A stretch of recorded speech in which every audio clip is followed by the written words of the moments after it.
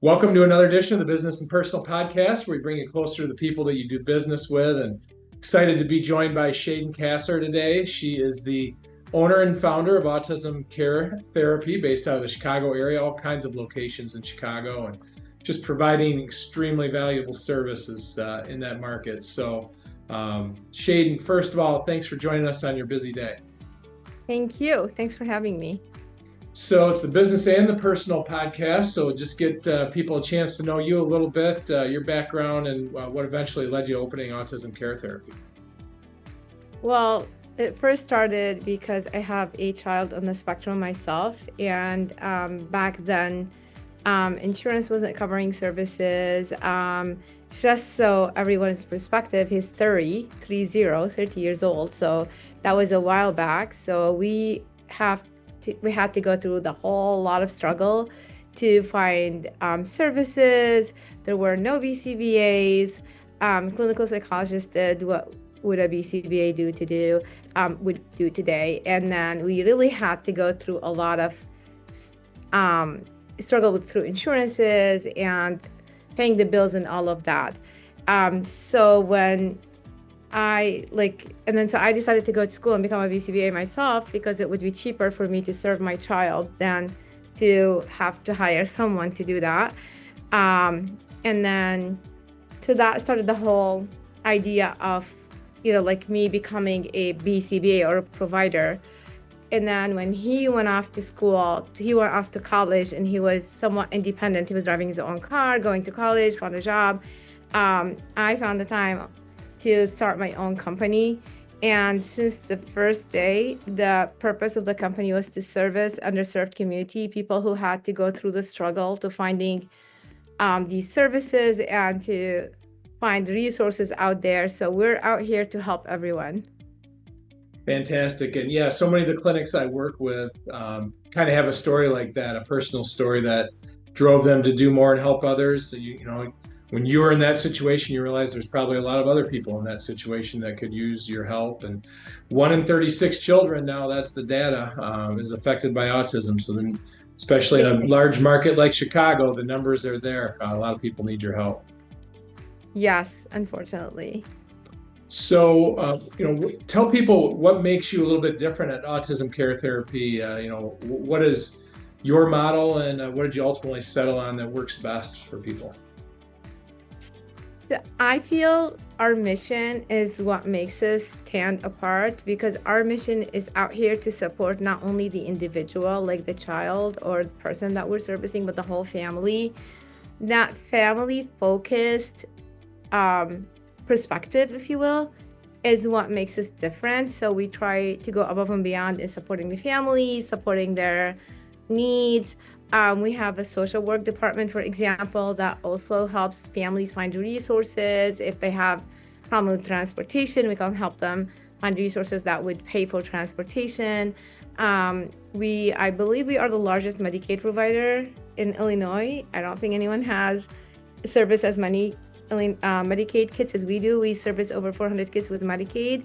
We're over 13 clinics throughout Chicagoland area. So I think we definitely were the first, but I believe we are the largest. So we really target underserved communities, and that's what makes us stand apart from other companies. And that's such a noble effort that you have going there, for sure.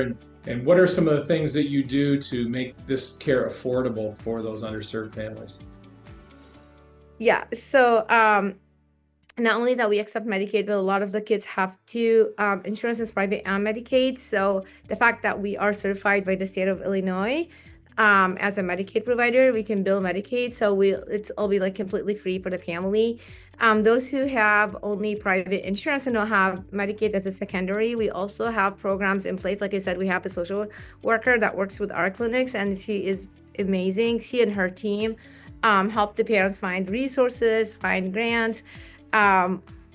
Billing the parents is our very last resort. We try to make it as affordable as possible, because I myself had to live that experience where I had to work to pay the ABA bills, and I don't think it was a really nice experience. So I'm trying to make it as affordable as possible. So the fact that we bill Medicaid as a primary, Medicaid as a secondary, now it takes care of like 70 or 80% of our clients like paid nothing at all.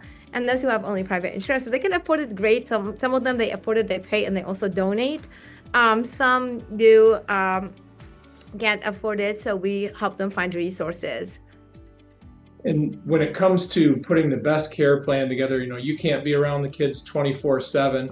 So it's so important to involve the parents and the family so they understand what's going on so they can kind of carry that on at home. Just kind of talk about how you involve the parents as well. It's extremely, extremely, extremely important to involve the parents. So I'm glad you asked because that's very, very important.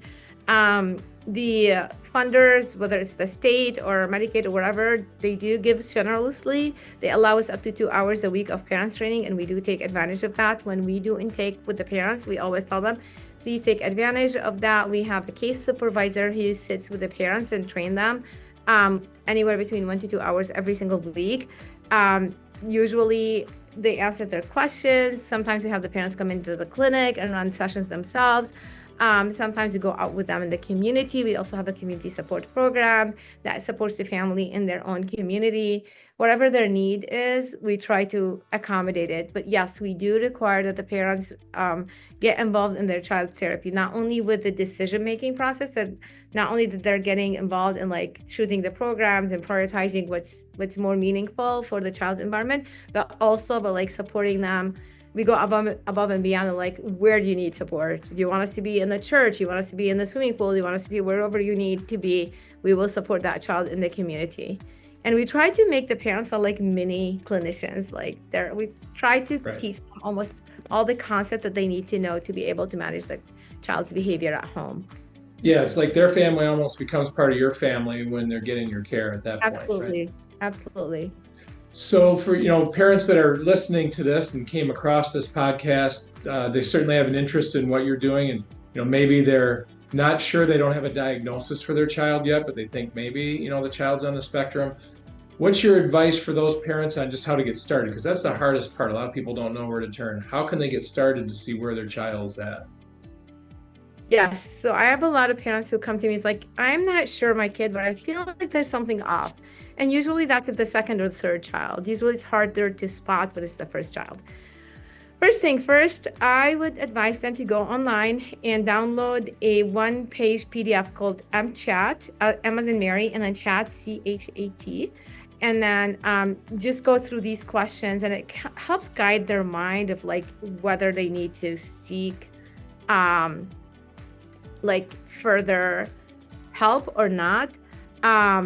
Don't just rely on the pediatrician, because God bless them, they're all trying their best, but sometimes pediatricians, they only see the kid for so long. Moms or dads or caregivers know best. They know better than any other doctor. So if they feel like they might have a concern, download the MChat. And then the second thing they could do is they can get a diagnostic evaluation, a comprehensive diagnostic evaluation done. These can be done in like a lot of places throughout Chicagoland area. And outside, they can Google comprehensive diagnostic evaluation. And then they either rule out or confirm the diagnosis. And then that will also help them, how to find services and what to do in case the diagnostic evaluation came to confirm the diagnosis. We also can help with that. So if they call us, we have a client relations, a client advocate, and we also have a social work department that will help the parents find these resources. Fantastic. So when you look at a situation like that where parents are trying to figure out the diagnosis, and maybe sometimes they think, well, this child's too young, too young to get a diagnosis. I think what I hear from people like you more and more is you can't really check too early. Just like anything you're trying to treat, early diagnosis is so important. How much do you stress at an early age, and how early even should they start looking if they think that a child might be on the spectrum? So early intervention, it starts from age 0, but typically around 6 months. So if they feel like their child is not meeting their milestones, and usually the pediatricians do that, they would refer them to early intervention. Early intervention will accept the child as early as 6 months. and they usually refer them out when if they suspect autism and stuff.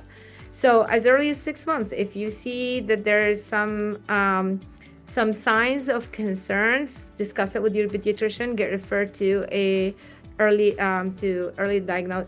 Early intervention. The parents can themselves go on the website and then look up a child family connection CFC office. They can put their zip code, and then it will give them the closest CFC office near them, and then they can contact them themselves.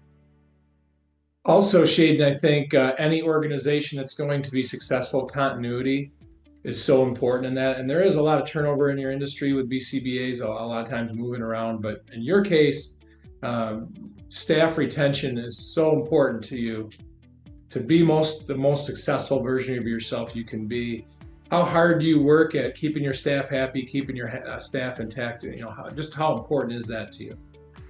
It's very, very important, and we work very, very hard to do that.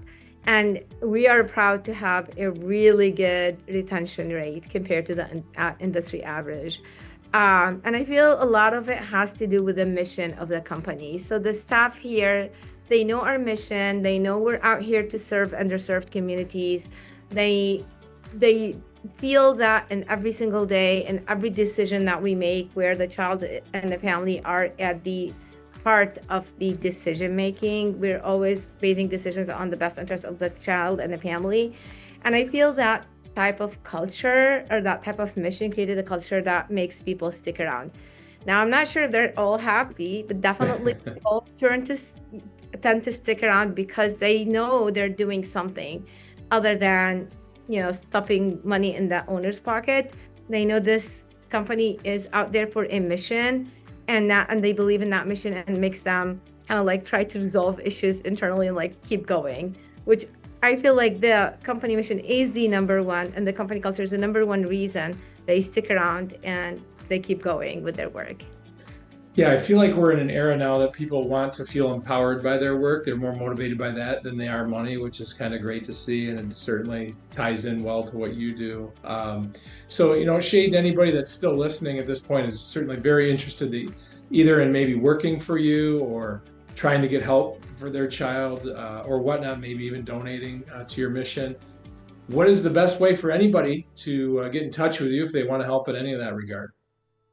Um, Probably the easiest way is to go on our website, autismcaretherapy.com. And then there's a section for parents to like fill a very straightforward, simple form to get their information across to our client relations department.